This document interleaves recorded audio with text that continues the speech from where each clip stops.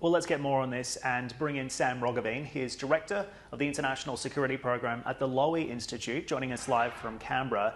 Sam, has the President gone far enough to address and remedy the unrest we're seeing in America today?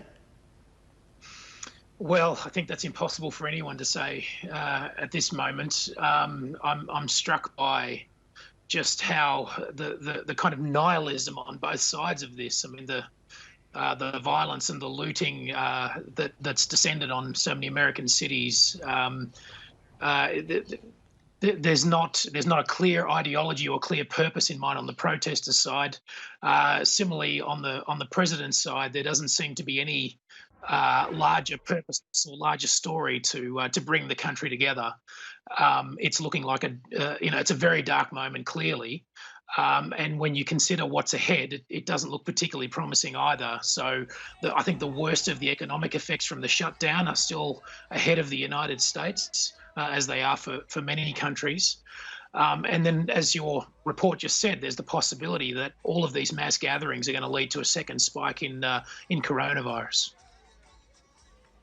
No doubt about it, Sam. It's Hadley out in Abu Dhabi. I mean, watching these images over the last several days, in particular, I've spent several years in Washington prior to being out here in the Middle East, covering U.S. national politics. It's unlike anything that I've ever seen, and certainly what most people can claim to have seen. I mean, I'm seeing video of the president walking across the street one day after riots that tore apart the Georgetown and other areas of Washington, D.C., going across to see St. John's Church, which was vandalized, set alight.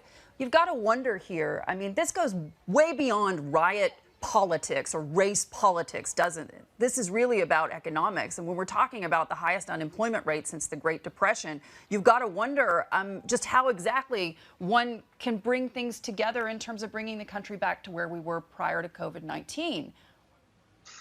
Well, I can recall back in early March when I was asked, actually, in a media interview about what was then, the burgeoning coronavirus crisis.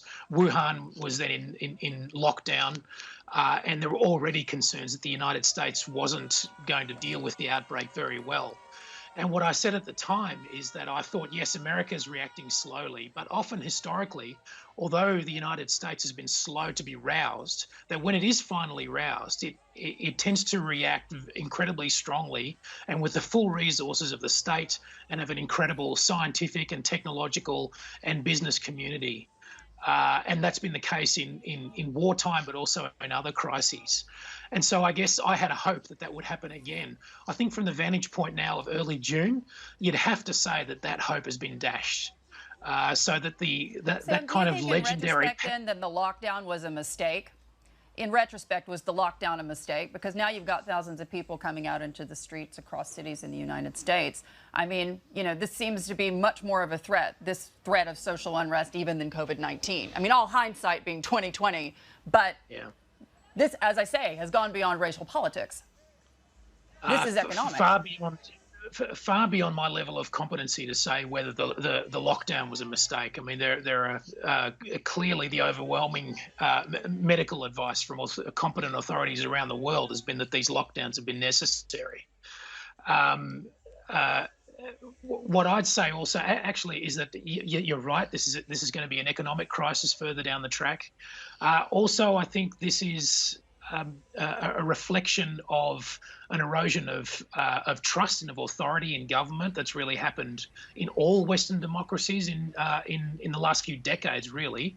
Perhaps particularly evident in the United States, but really evident in all Western democracies where, for the last few decades, what's happened is we've seen the emergence of a permanent political class that's more or less separate and not dependent on the public generally, and that has eroded, I think, trust and the sense of authority that's carried by democratic institutions, and I think we're seeing some of that reflected in the United States right now.